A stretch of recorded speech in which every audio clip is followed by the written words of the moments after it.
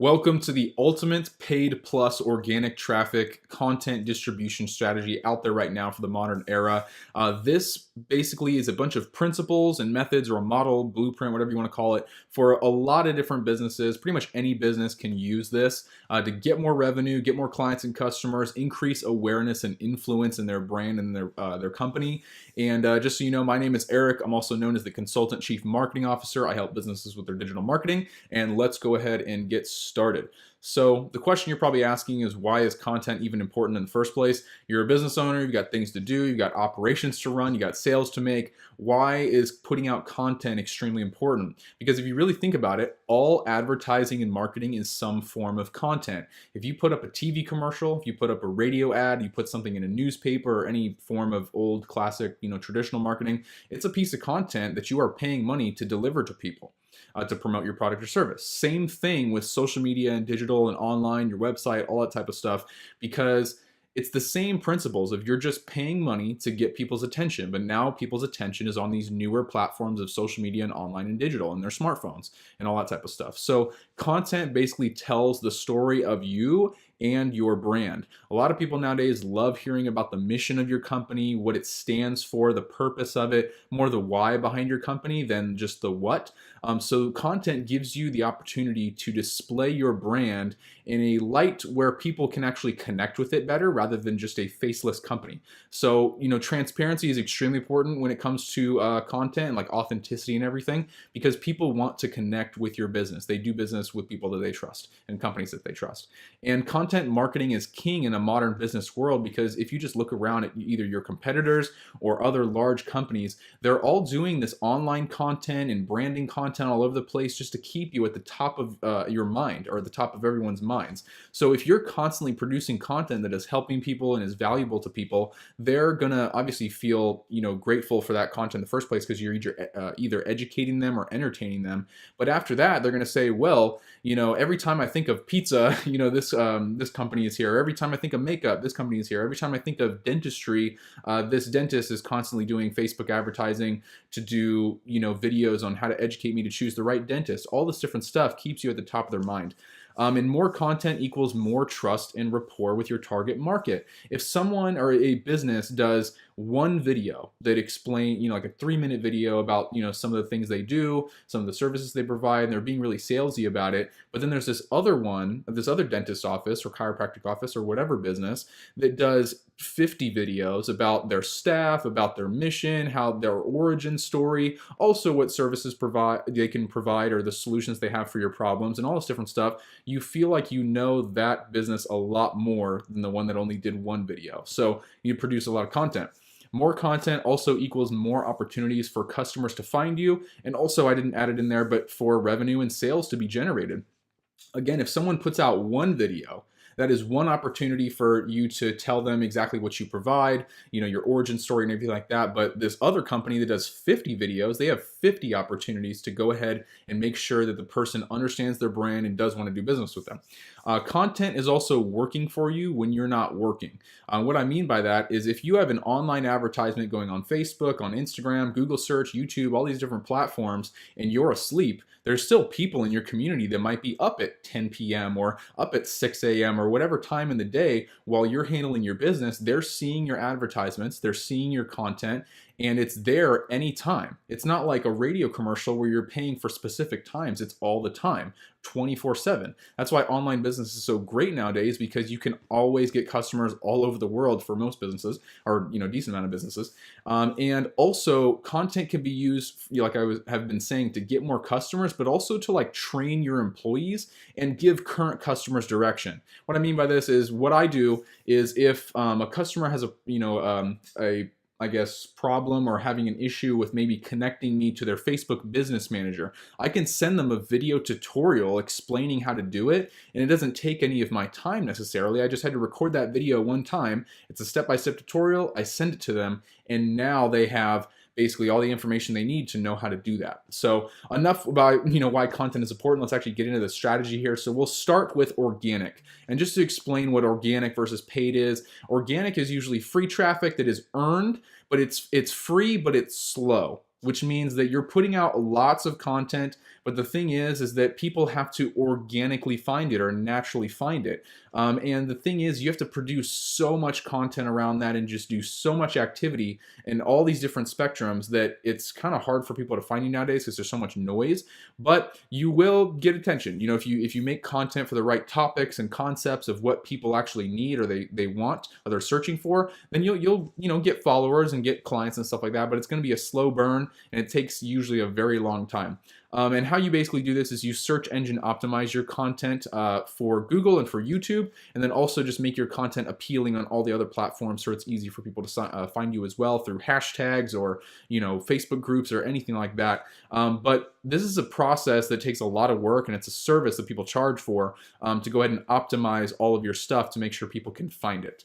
And then this is a big thing. A lot of people want to do trendy content, and I don't really believe in that. I think you should make evergreen content. So instead of making a video about some meme or some funny thing, I mean, that's great, but you should make evergreen content that should last forever. So trendy content usually only lasts like a week nowadays because the internet moves so fast. But if you make evergreen content, such as a blog article on a very general topic or concept, then that content will stand the test of time because people are always going to be searching for that.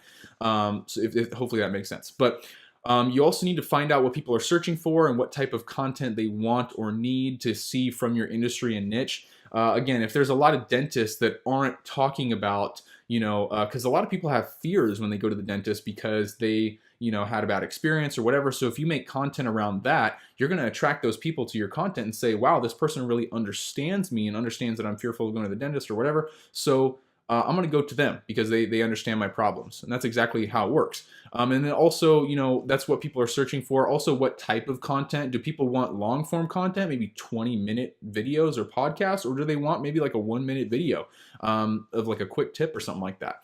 You have to really find out. It depends on the industry and the niche you're in and everything. But you should think of organic content or any type of content as 4 main pillars: video, audio, photo, and written. And you should pick probably one that is the best one for you and stick to that, and then redistribute the content to the other pillars or the other types of content.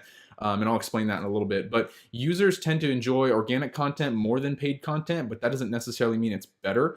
Paid content, you can pay for people's attention and everything like that. But a lot of paid traffic doesn't look like organic traffic, and that's the major problem. People don't like seeing ads because they look like ads and they're very salesy. So if you make paid content that is a little bit more like organic content, just educating and entertaining people, you're doing more branding rather than direct marketing. And you can mix offers and stuff like that in there, but you don't want your ads to look like ads. So I hope that explained organic pretty well. It's just free, natural traffic that is just earned from, putting out lots of stuff and people just naturally finding your stuff without having to pay for it. Now, let's get into paid advertising. This is what I specialize in my agency.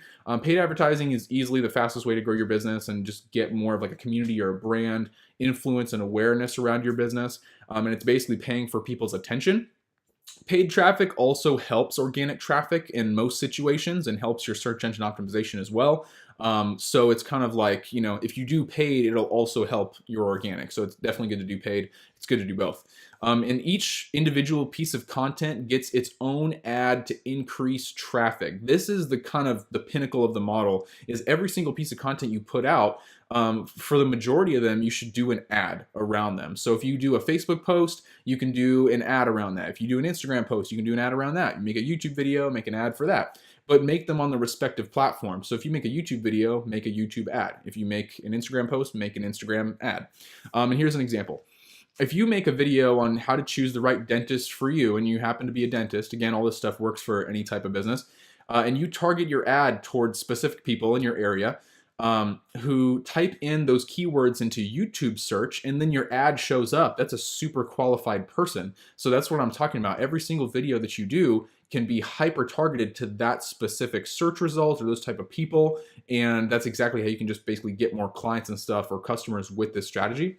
The other thing is, if you create a blog article post on 12 things you should know when selling your home, if like you're a real estate agent or something, and then do Google search ads to push traffic to that for anybody that types in those kind of keywords, you can basically buy traffic and buy attention. And then you also want to have a clear call to action on everything you do as well, just so you're not just paying for people to view the article. Once they actually get to the article or get to the content, there should be some type of action that you're telling them to take, and only keep it to one thing. Don't try to confuse them with like 3 different things. Say, 12 things you should know when selling your home, and at the end of the article, or maybe even at the beginning of the article, I'd probably say beginning, middle, and end, you should have a call to action, the same call to action.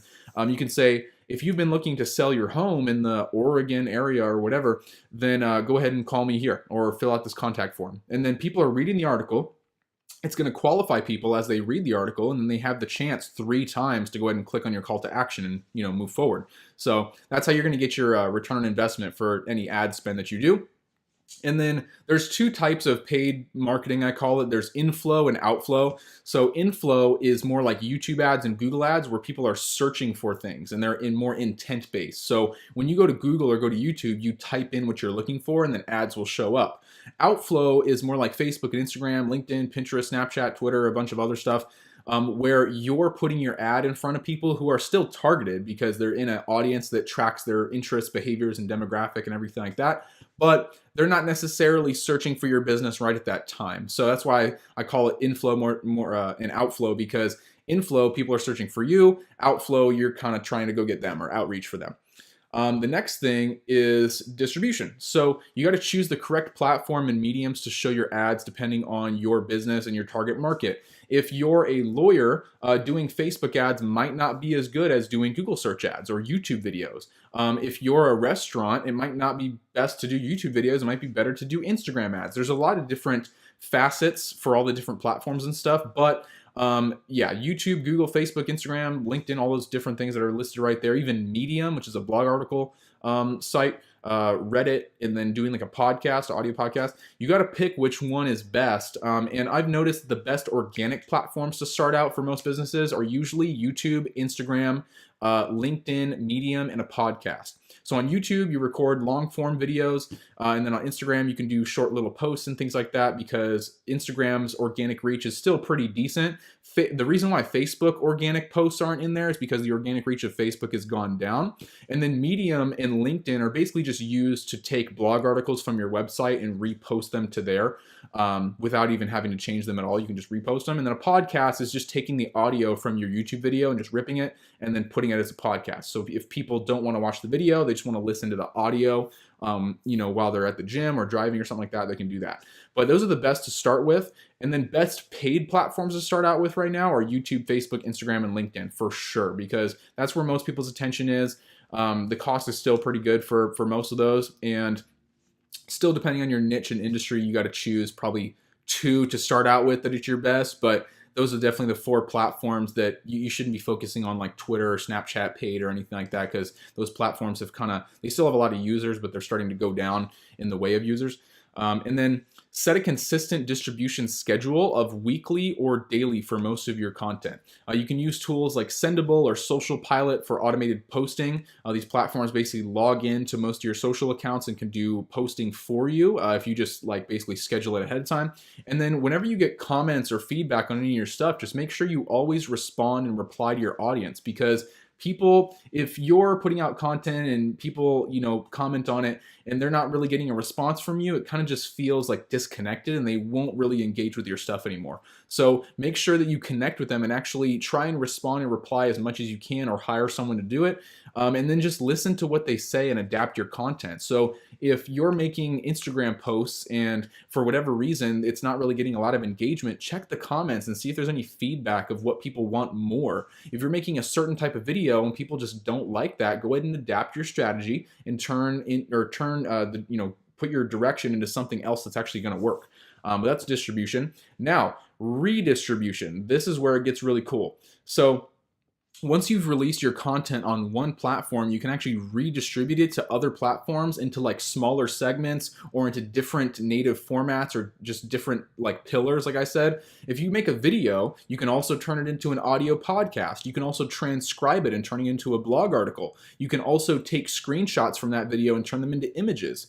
But that's the example I was giving there. One 10-minute video can turn into just tons of different content. And I just kind of put like random numbers out there that are just kind of estimates, because you could technically turn it into more, technically turn it into less. But one 10-minute video can turn into 5 Instagram posts, 10 Facebook posts, 15 tweets, 3 Snapchat stories, 1 audio podcast, 1 transcribed blog article that's then reposted from your blog, on your website to LinkedIn and Medium, and it just goes on and on. And that's the cool thing about redistribution, is there are some people that will watch your YouTube videos but will not follow you on Instagram for whatever reason. That's just not their platform. So when you give them 5 Instagram posts, that's satisfying what they want. And then all the people that are on Facebook, maybe they like the 10 Facebook posts that you're doing.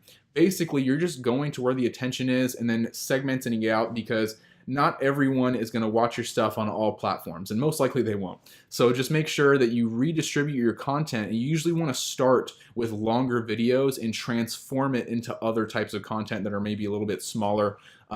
But yeah, I mean, the reason for this whole model is because there's a lot of noise out there. And what I mean by that is there's tons of people doing content and tons of people doing paid ads. And because there's a low barrier to entry, it's basically almost free. It is free to really do organic stuff. Paid stuff is pretty much such a low cost compared to all the older, versions and ways you could do marketing in the past, that there's tons of people doing it. Customers, their attention is like kind of all over the place because there's so much noise, and it's getting harder to maintain or even get their attention in the first place. So it's okay to do lots of volume. There's some people that have told me, oh, it feels like spamming them a lot, and it's not really like that, because if you go into these people's accounts and you see who they're following, they might be following 1,000 different things. So you have to do lots of content to get on their timeline. So yeah, just know it's not spamming or anything like that. It's just making sure that your content is always, trying to be at the top of their feed so they can actually pay attention to it or look at it, or else they just will never see it. But redistribution makes it extremely easy to put out lots of content without having to make entirely unique pieces of content that are native to every platform. People think that you have to make a YouTube video about one topic and then the same day make a completely different video about a different topic on Instagram, when you can just redistribute it to Instagram and maybe edit it a little bit, or make it look nice, put some text on there, and then it technically is a different piece of content because it's either a preview or just a little clip of something that was interesting in that one 10-minute video that you started out with, or whatever it was. But you don't have to make entirely unique content for every platform. You just want to make sure it's native to that platform, though. Like Instagram likes square videos, YouTube likes HD, widescreen videos. Snapchat and Instagram stories like vertical videos. You just want to make sure that the content is looking good on all those platforms, but you can take that content that you originally did and redistribute it to all the other things. So I know that was really long-winded and explained a lot of different stuff, but that is the ultimate organic plus paid traffic content distribution strategy. I get really excited about this because a lot of people don't know about this stuff yet, and it can really improve the results you're getting in your business with any digital marketing or online media stuff that you're doing right now. And yeah, so if you liked this video and you thought it was valuable, go ahead and click the like button. Comment your favorite part of the video, or what strategy you're going to use, or which platforms maybe you're going to use, or just some type of feedback in the comments. We can have a discussion. Also, subscribe to my channel so you get notified of every upload that I do, and click the notification bell just to make sure you get a notification of every upload as well. And then also check out all the links in the description. There's lots of resources and things down there that can help you, and then all my social media and stuff as well. But yeah, I appreciate you watching this video. Thank you for tuning in. I hope you got a lot of value out of this and benefited from it. Again, my name is Eric, and I will see you next time.